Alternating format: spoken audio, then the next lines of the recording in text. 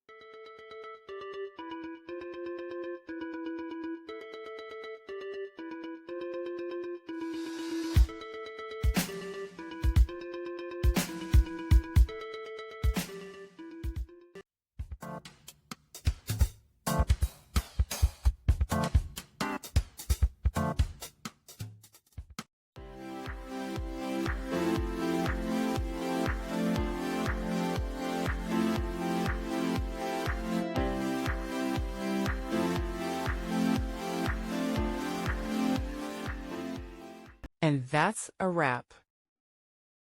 I hope you found the answer you were looking for. If you did, take a second to hit that subscribe button. It really helps out. And let me know in the comments which solution worked best for you. See you next time in the debug zone.